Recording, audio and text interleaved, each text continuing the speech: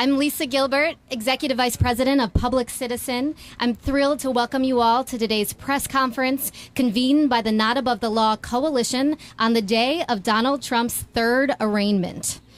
As we all know, on Tuesday, a grand jury indicted Trump on 4 counts, accusing him of 3 separate conspiracy crimes: to defraud the United States, to obstruct and impede the certification of the 2020 elections, and to deprive Americans of our vote.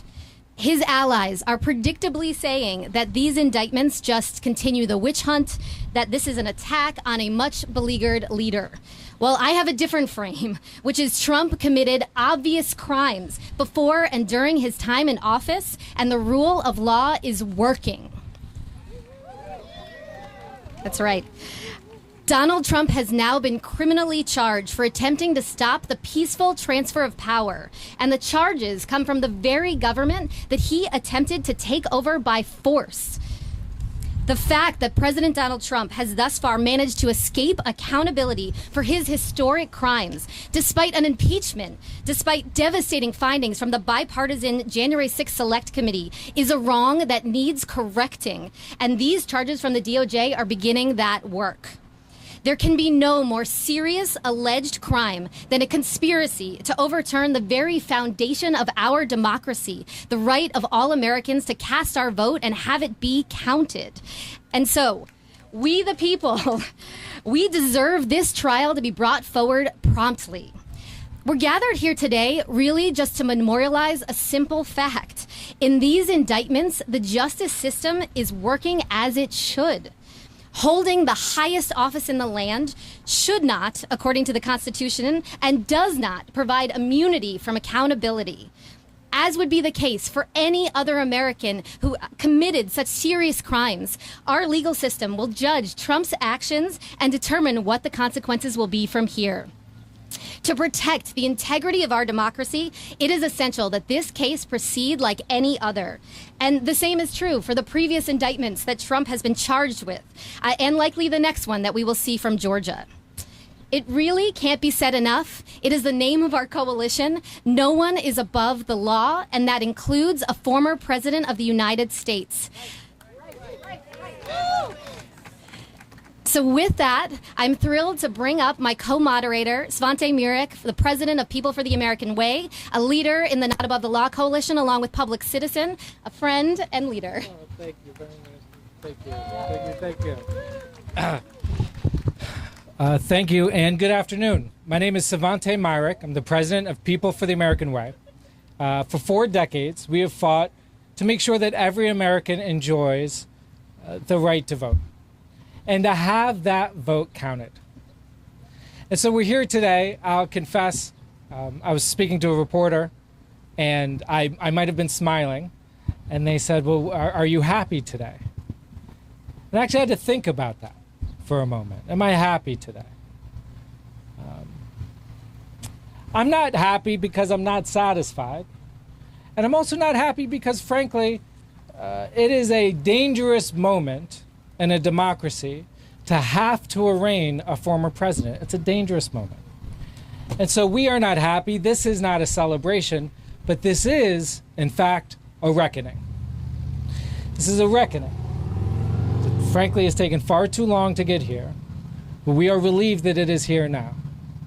Because the only thing more dangerous than arraigning a former president for his crimes is allowing our president to attempt to subvert our democracy and then get away with it. The true danger here, the true danger is we all know, the world knows, the world is watching what happens here today. We know what he attempted to do. And now, because of the facts in Jack Smith's indictment report, we know that Donald Trump knew what he was attempting to do. Donald Trump was lying to his supporters. Donald Trump was mobilizing government resources to install fake electors and keep himself in the White House despite losing both the popular vote and the Electoral College. Imagine where that ends. Do we really believe that after a second Donald Trump term, he would not do the same thing? And after a third Donald Trump term, he wouldn't install Donald Trump Jr. as president for life of the United States? We have all, it seems like a joke, doesn't it?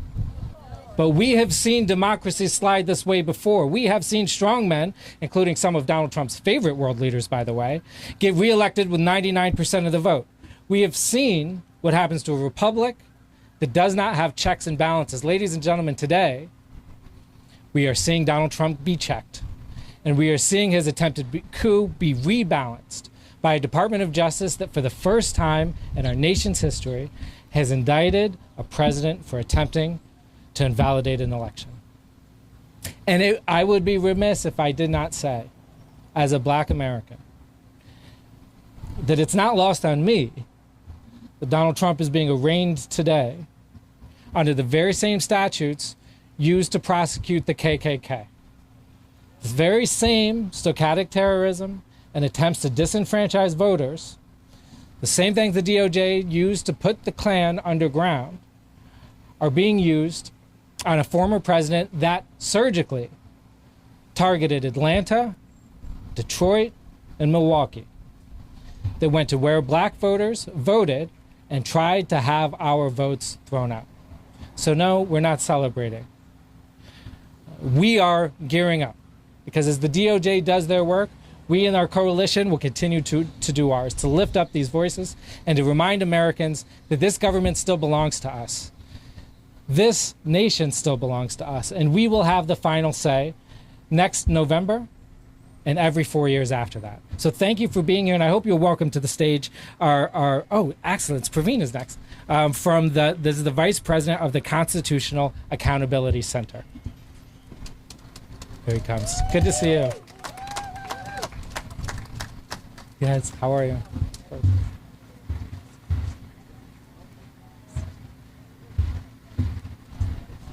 Thank you, Savante. In a few hours, Donald Trump will be arraigned on a new set of federal charges, including conspiracy to defraud the United States, conspiracy to obstruct an official proceeding, obstruction of an attempt to obstruct an official proceeding, and conspiracy to deprive people of their rights. What rights? Deprivation of what rights? The right to vote and the right to have that vote be counted. This last charge, as Savante mentioned, refers to a violation of 18 U.S.C. Section 241, a statute passed during Reconstruction, a period of our nation's history so significant that historians often refer to it as the Second Founding. This law was originally passed primarily to allow the federal government to prosecute those who tried to prevent formerly enslaved black Americans from voting or from having their vote be counted. And in the past century, this statute has been used countless times by the Department of Justice under Republican and Democratic administrations to promote and protect voting rights and to help preserve the multiracial, participatory democracy that is our nation's promise. The lessons from our history cannot be forgotten. The framers of this Reconstruction era statute recognized the danger to our nation when a threat to voting was not taken seriously.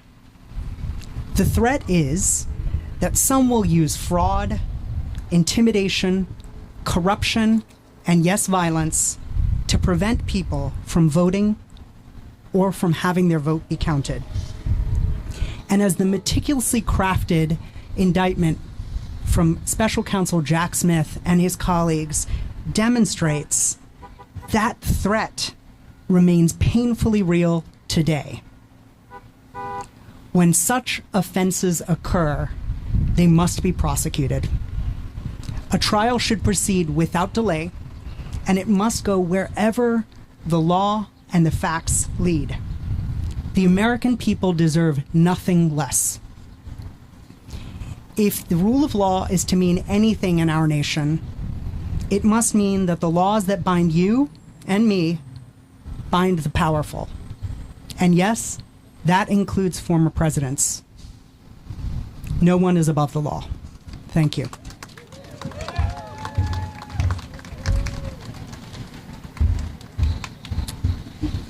Thanks so much, Praveen. So now we're turning to an organization that is focused on everyone having the right to vote, including the people of the District of Columbia. So I'm going to call over Patrice Snow, Director of Communications from DC Vote, to talk about what the vote means to all of us. Good afternoon, everyone. My name is Patrice Snow, and I'm the Director of Communications at DC Vote. Let's make no mistake about it. The crimes outlined in these indictments are a direct threat to our American democracy. And here, in our nation's capital, the 700,000 people who call D.C. home feel the impact of these crimes in a different way than the people living in the 50 states. In our federal government, the only representation we have here in D.C. is our 3 votes in the Electoral College. We are locked out of the Senate. Our voice in the House is just that, a voice. We have no final vote on the policies under which we live. The only time our voices count is in the eyes of the federal government is when we cast them for President of the United States.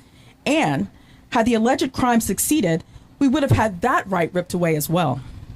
We feel the impact of these crimes because they happen right here in our home and will be tried here in our courts by a jury made up of our neighbors. The people of D.C. will be asked to rise to the role and decide one of the most consequential cases in American history, and we will. There are those who will once again try to cast the people of D.C. as part of the problem.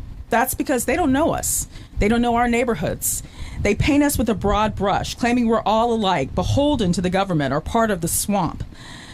But we are a proud people, a people truly representative of the nation. We come from all backgrounds, all incomes, all races, all sexual orientations, all gender identities, and all political parties.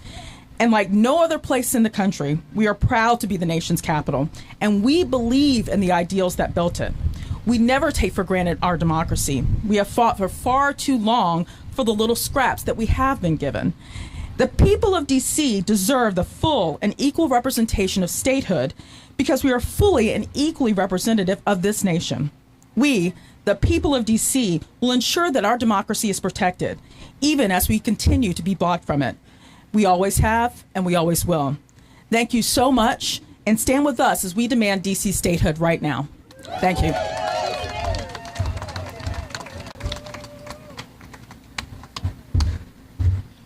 Washington, D.C. will be our 51st state. Yes, and we'll be equal with all the others. All the states are equal. We love them all the most.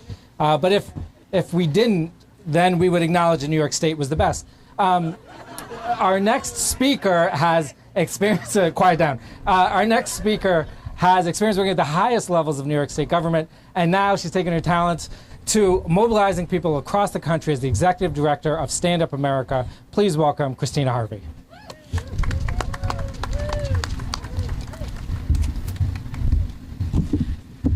Good afternoon, everyone. I'm Christina Harvey. Good afternoon. And thank you all for coming out today. It's awesome to see so many folks out here. I'm Christina Harvey. I'm the executive director of Stand Up America, but I'm the former senior advisor to the New York Attorney General. And I'm here today on behalf of our nearly 2 million members across the country who are fighting every day to protect and strengthen our democracy. This afternoon, Trump will be arraigned for the 3rd time. This time for his attempts to overturn the 2020 election to cling to power, even after he knew that he had lost. Trump and his MAGA cronies are trying repeatedly to lie about Trump's crimes. And many pundits are focused on the political theater of this moment, on who's up and who's down on any particular day. So it's important for us to take a moment to step back and think about what's fundamentally at stake with this indictment, what this indictment is actually about. It's about whether or not we as Americans, when we cast our ballot, can actually be confident that our vote will be counted, no matter what political party we belong to and no matter who we voted for. It's about whether or not a president and his allies can throw out the votes of voters they don't like in order to stay in power. It's about whether or not we are a democracy or an authoritarian regime, where elections are just for show and the same people seem to stay in power no matter the will of the voters. The answer should be clear, that we, the American people, choose our leaders, not the other way around. That we decide whether or not our leaders stay or go, because this is a democracy. And that's something that most of our elected leaders have seemed to understand until recently. Over the last week, we have seen many Republicans rush to defend Trump, including many Republican presidential candidates who have said that if they become president, they will interfere with the Department of Justice and in processes like these. Accountability for Trump and his co-conspirators is crucial if we want to stop the next Trump or Trump from undermining the will of voters again. Now that Trump has been indicted for his crimes against our democracy, finally, we must let the Department of Justice and the courts do their job without interference from anyone. We can't let anyone interfere, and we can't let Trump and his cronies rewrite history. I have read all 45 pages of the DOJ's indictment, and I can tell you that the truth is simple. Trump deliberately lied about voter fraud. He used those lies to push state elected officials to overturn the will of voters and to create fake slates of electors. Then he pressured Mike Pence to throw out our real votes and accept those fake electors instead. And when all of his plots failed, when every plot failed, he instigated a violent insurrection as a last-ditch attempt to overturn the will of the American people. Now I'm going to finish by quoting Mitch McConnell, somebody who I do not often quote. But Mitch McConnell said in 2021, "This was an intensifying crescendo of conspiracy theories, orchestrated by an outgoing president who seemed determined to either overturn the voters' decision or else torch our institutions on the way out." Now, even less frequently than I quote Mitch McConnell do I agree with Mitch McConnell, but that was well put.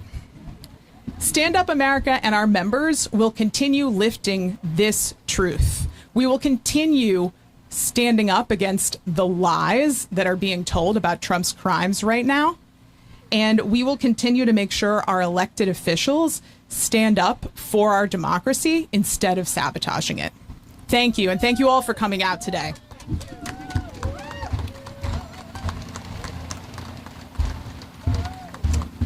Thanks so much, Christina, and fantastic to see a bipartisan quote on this stage. This issue is and should be bipartisan, pursuing the truth and getting accountability. So now I am thrilled to bring up Christian Nunes, president of the National Organization of Women, to speak.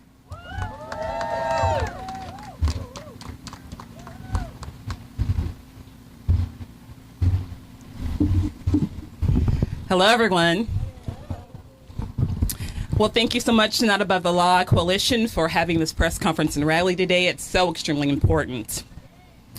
Martin Luther King said it best when he said, "Our lives begin to end the day we begin to become silent about things that matter." So right now, for the past few years, we have seen our democracy under attack. We've seen our fair elections under attack. We've seen violence, hate, bigotry, misogyny, racism be used as weapons to scare, threaten anyone who has tried to stand up for justice.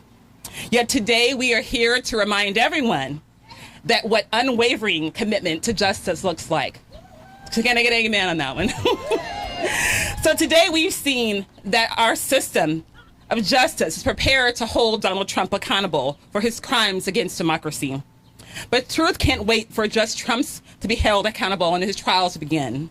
We must all be willing to stand on the line for truth and justice. We must all be willing to stand on the lines for truth and justice. We must continue this campaign for truth, to protect our freedoms, stand up for forces against oppression and marginalization and discrimination that Donald Trump feeds on. Donald Trump has been indicted for conspiracy and obstruction, but it's his contempt for the law that screams from the rooftops. Contempt for democracy and for our elections. Contempt for everything that stands in his way, and all he stands for is for himself. But it's time we finally hold him accountable, and hold him accountable for all the violence that he's been inciting for the last few years, and flaming on vital voter suppression and for this country. Donald Trump is not above the law. And Donald Trump does not stand alone in this. He stands along amongst a line of people who've been helping him and standing the structural ills of this country. Those white supremacy, homophobia, misogyny, xenophobia. All of this, we must be held accountable as well.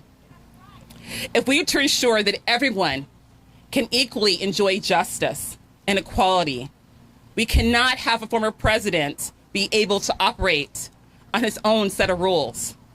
We cannot allow continued attacks on our democracy go unchecked and uncontrolled. To keep everyone safe, we will demand that no one be held above the law.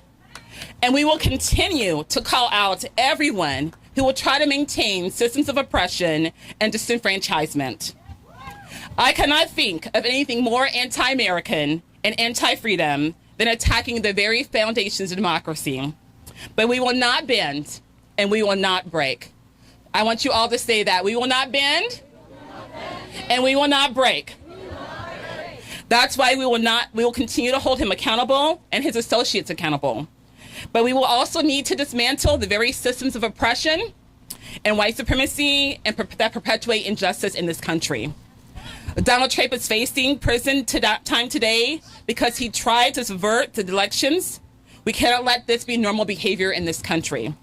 And we cannot let our democracy continue to be hijacked by voter restrictions and laws that disproportionately impact young people, persons with disabilities, LGBTQIA persons, underserved communities, and people of color. We cannot allow this to happen. Within each of these communities, women are most harshly impacted, and we have to make sure that Congress passed the Freedom to Vote Act. It's essential to fair and free elections. So as we come back, we need to make sure that we all join together in inclusive solidarity. We need each other. We need our power. We cannot let the special interests of money and special interests of power lead. We deserve leaders who are fighting for us and for equality and justice. Now we'll be there. Now the law will be there. We ask you all join us because Donald Trump and no one is above the law. Thank you.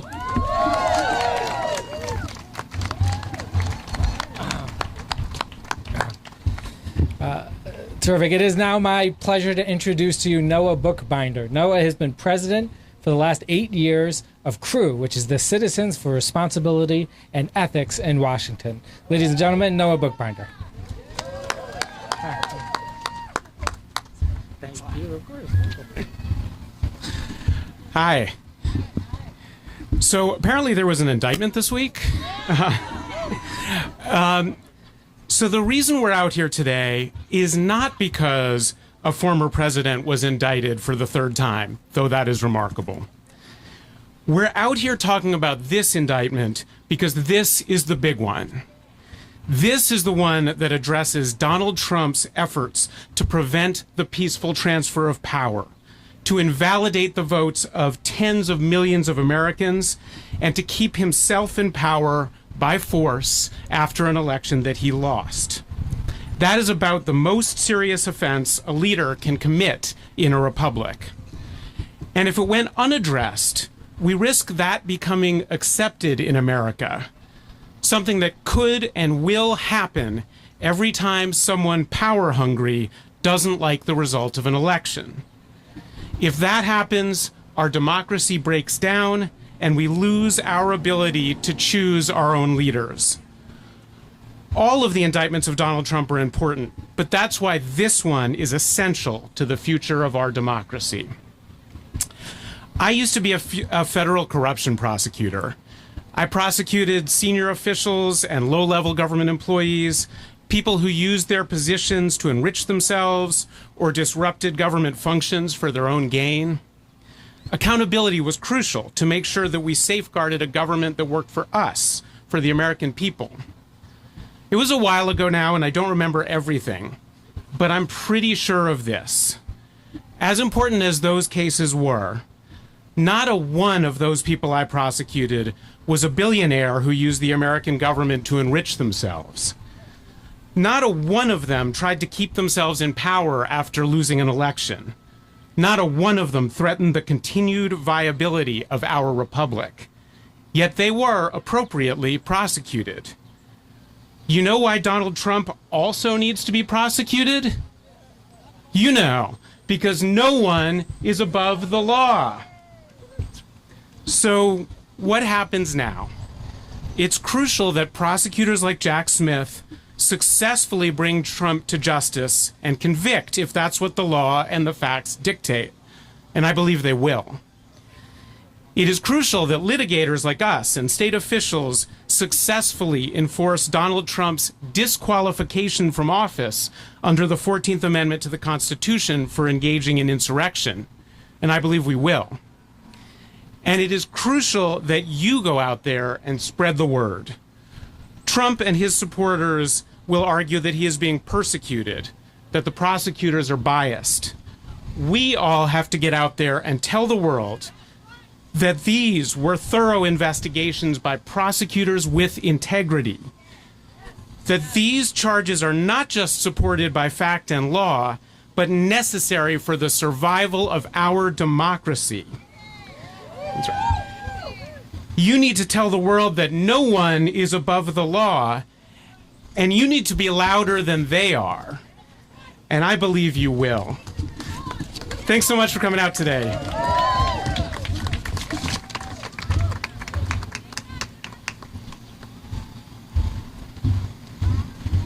Thanks so much, Noah. And that line is spot on. This is necessary for the survival of democracy. And as everyone has said, no one is above the law. So I'm thrilled now to hand the mic to our last speaker, to Rashad Thomas, Legislative Affairs Director at End Citizens United, Let America Vote.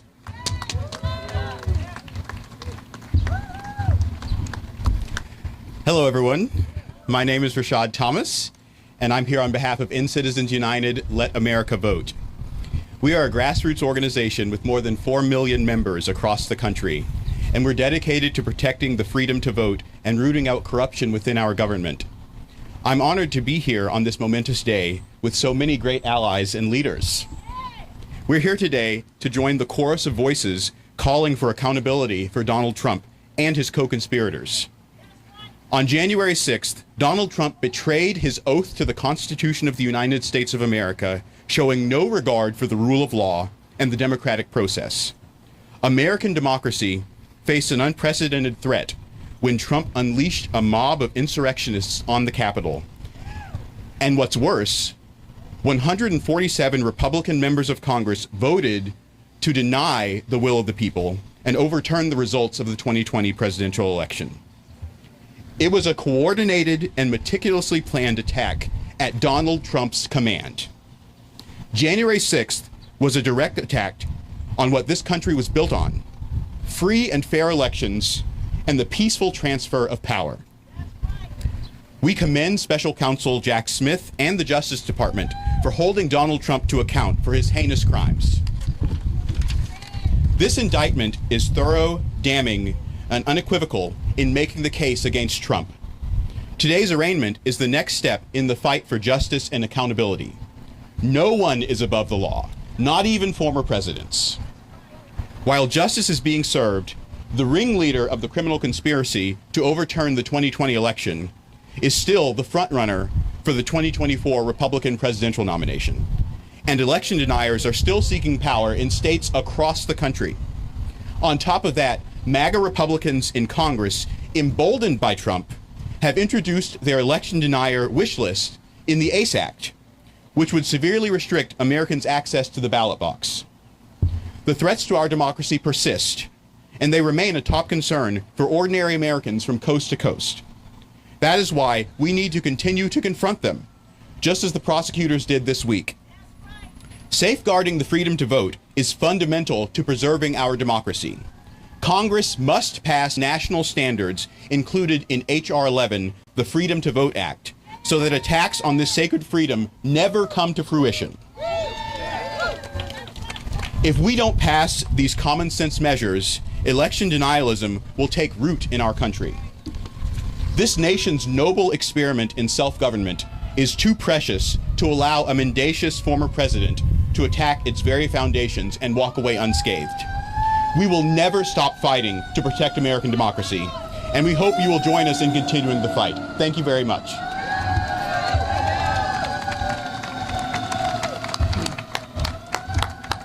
Ladies and gentlemen, that concludes our program this afternoon. Thank you all for being so committed to this fight. I hope you'll join me in thanking Lisa Gilbert, public citizen, just terrific. All of our partners in the Not Above the Law Coalition, please do check us out. From People for the American Way, the Constitutional Accountability Center, DC Vote, Stand Up America, the National Organization for Women, Citizens for Responsibility and Ethics in Washington, and End Citizens United / Let America Vote. I would rather be on our side than any other in the world because you people are amazing. So thank you, and we'll see what happens. Okay, take care.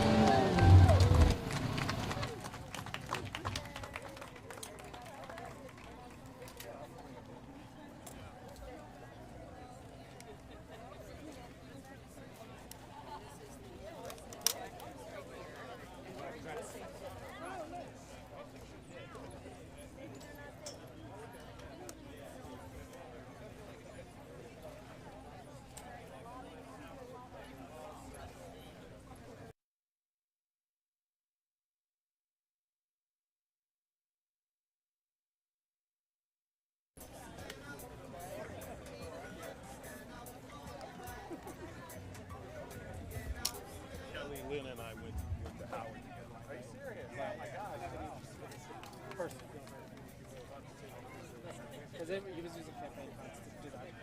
Okay, whatever. That was a crime. Oh, that's awesome. Wait.